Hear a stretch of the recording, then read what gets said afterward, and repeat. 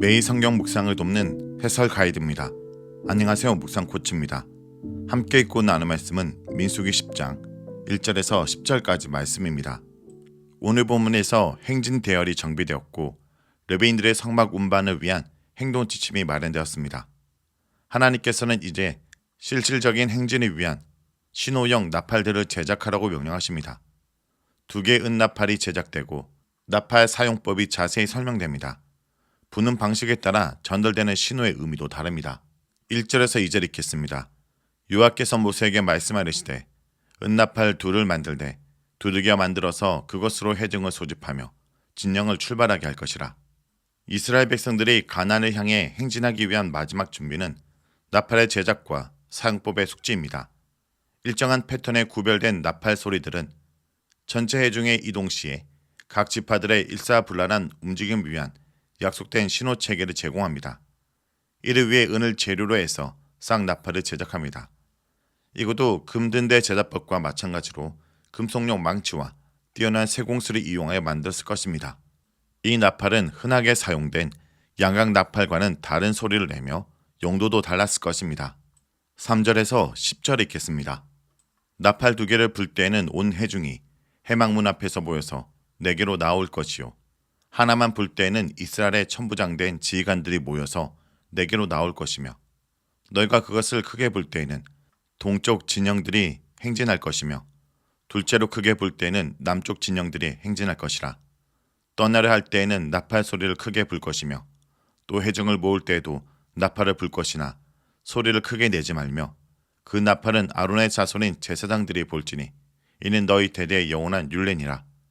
또 너희 땅에서 너희가 자기를 압박하는 대적을 치러 갈 때에는 나팔을 크게 불지니 그리하면 너희 하나님 여호와가 너희를 기억하고 너희를 너희 대적들에게서 구원하시리라.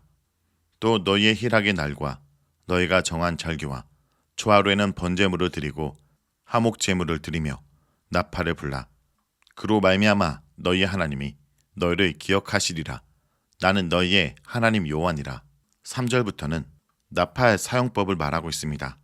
이 나팔은 제사장들만이 불 수 있었습니다. 나팔을 부는 방법에 따라 전달되는 신호의 의미가 달랐습니다.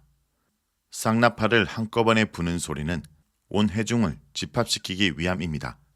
하나만 불면 천부장 계급의 장교들이 집합합니다. 회중과 장교들을 소집하기 위한 나팔 부기 방법은 단순한 불기로서 아마 평이한 크기의 소리와 음색으로 길게 불었을 것입니다. 그러나 행진 대열을 지시하고 전쟁의 출정을 알릴 때에는 짧고 큰 나팔 소리를 냈습니다. 납비들은 큰 나팔 소리가 짧고 큰 나팔 소리보다 3배 정도 길었을 것으로 추론합니다.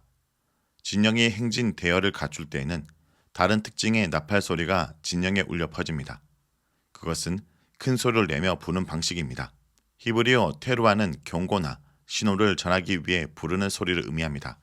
이것은 사람의 큰 고함 소리 혹은 하나님을 찬양하는 목소리 외에도 사용됩니다. 본문에서 등장하는 테루아, 큰 소리는 소리치다, 외치다의 어근을 가지고 있으며 이것은 희년을 선포할 때 양각 나팔로 내는 소리, 그리고 아래 구절에서 보듯이 전쟁에 출정할 때 내는 큰 소리입니다. 또한 그것은 하나님을 찬양하는 나팔 소리에도 사용됩니다. 첫 번째 큰 나팔 소리가 들리면 제1대인 동쪽 진영, 유다, 이사갈, 스브론이 앞장서 행진을 시작합니다. 제사장이 두 번째 나팔을 크게 불면 제2대인 남쪽 진영, 누우벤, 시몬, 갓이 그 뒤를 따릅니다. 이때 부는 나팔이 쌍나팔인지 단나팔인지 본문은 명시하지 않지만 이어지는 전쟁 출정 시 나팔들이 쌍나팔로 추론되기 때문에 단순히 행진 대열을 갖출 때는 단나팔을 짧게 크게 불렀을 것으로 생각됩니다. 본문은 제3대 북쪽 진영과 제4대 서쪽 진영과 관련해서는 아무런 나팔 소리도 지시하지 않고 있습니다. 그러나 분명히 세 번째와 네 번째 나팔 소리와 더불어 제3대와 제4대의 진영이 성막 뒤로 이동하여 행진 대열을 갖췄다 보는 것이 이치에 맞습니다. 이것은 6절 하반절과 7절에서 암시되고 있습니다. 이 두 구절은 회중의 소집과 진영의 정렬을 위한 나팔 소리 차이를 요약하고 있습니다. 그들이 떠나려고 할 때는 큰 나팔 소리, 회중 전체가 소집될 때는 평현 나팔 소리로 구분했습니다. 이 은나팔은 오직 제사장만 붙들도록 제한되며 이것은 영원한 규례에 선포됩니다. 그러나 구약은 다른 나팔, 곧 뿔나팔의 경우 그러한 제한을 두지 않습니다. 즉 뿔나팔은 사용 목적에 따라 비제사장인 일반 백성들도 볼 수 있었습니다. 고대 중동 여러 나라의 문헌들은 제사장들이 전쟁 시에 주도적 역할을 한 사실을 증언합니다. 이스라엘에서도 이것은 마찬가지였는데 제사장들이 나팔 소리로 대열을 정비하고 또한 레인들과 더불어 법궤를 운반하는 제사장들이 행진 대열의 선두에 섰습니다. 진영의 대열을 갖추고 전쟁터에 출장할 때의 나팔 소리도 마찬가지로 짧고 큰 소리였습니다. 여기서 나팔은 쌍나팔을 의미할 것입니다. 아마도 진영이 행진 대열로 전환될 때는 은나팔 하나만 짧고 크게 불렀고 진영이 전쟁에 출장할 때에는 쌍나팔을 불어 훨씬 더 강력한 소리를 냈을 것입니다. 절개에도 제사장들이 은나팔을 불었습니다. 여기서도 나팔을 크게 불지니에서 나팔은 복수형 나팔들을 말합니다. 따라서 쌍나팔을 불었다고 볼 수 있는데 다만 큰 나팔 소리가 아닌 단순한 긴 나팔 소리였습니다. 이것은 진영 내 모든 회중을 소집할 때 쌍나팔을 길게 분 것에 정확히 부합합니다. 주요 절기에는 백성이 성소에 해집되었기 때문입니다. 구체적으로 희락의 날, 곧 이스라엘이 추수를 마친 뒤에 명절과 다른 여러 절기들, 그리고 매달 1일, 즉 초하루에는 언제나 진영 사방에 은나팔을 불면서 각종 제사들을 하나님께 바쳤습니다. 은나팔은 모든 절기에서 제사를 바칠 때 분 것으로 보입니다. 이 나팔은 분명 주요 절기의 도래를 선포하기 위해 분 나팔들과 구별됩니다. 이스라엘의 절기법은 레위기 23장, 민수기 28장에서 29장, 신명기 15장에서 16장에 반복적으로 선포되고 그 외에도 출애굽기 여기저기에서 산발적으로 언급되고 있습니다. 절기법에 따르면 매년 음력 7월 1일 곧 나팔절에 나팔을 불렀습니다. 이날은 이스라엘의 신년 곧 설날이었습니다. 이 나팔이 어떤 종류인지 본문은 언급하지 않으나 양각 나팔일 것으로 추론됩니다. 이것은 레위기 25장의 희년법에서 매 50년 7월 10일 대속제일에 희년의 도래를 알리기 위해 뿔나팔, 즉 양각나팔을 전국에 불었다는 사실에 확인됩니다.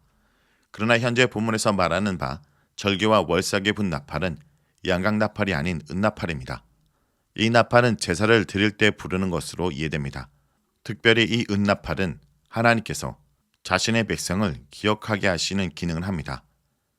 이스라엘 백성이 전쟁을 하러 나갈 때 힘찬 은나팔 소리는 군대의 사기를 진작하고 승리를 미리 선포하는 비장한 수단이며 때로 공격을 지시하는 신호일 수 있지만 무엇보다 가장 중요한 기능은 바로 하나님이 자신들의 편에서 싸우시게 하는 것이었습니다.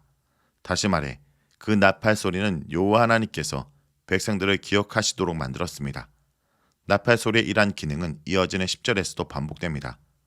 중요한 절기에 길게 울려 퍼진 나팔 소리는 그 절기가 도래했음을 알리는 기능을 했지만 가장 중요하게는 그것이 하나님으로 하여금 자신의 백성을 기억하시도록 만들었다는 점입니다. 이런 점에서 절기는 하나님께서 백성들에게 특별히 더 큰 은혜를 베푸는 순간이었다고 볼 수 있습니다. 자, 여기까지가 민수기 10장 1절에서 10절까지 말씀입니다. 오늘 말씀을 통해 우리는 무엇을 묵상하고 적용해야 할까요? 하나님의 말씀을 잘 듣고 따라야 합니다. 나팔 소리로 구도를 짜고 백성과 지도자들은 제사장들이 부르는 나팔 소리를 듣고 일사불란하게 움직였습니다. 부는 방식에 따라 의미가 다르기 때문에 나팔 소리를 잘 듣고 명령에 따라 바르게 움직여야 행진에 어려움이 없었습니다. 그러므로 아무나 나팔을 불어서는 안 되고 명령을 정확하게 전달할 수 있는 제사장들이 불개하였습니다. 오늘 우리는 이 나팔의 신호를 잘 듣고 잘 움직이는 훈련이 되어 있습니까? 오늘날 이 나팔은 바로 하나님의 말씀일 것입니다. 하나님의 뜻이라고 분명하게 생각하고 진행하는 일들이 확실히 하나님의 명령인지 말씀으로 점검해 보길 간절히 기도드립니다.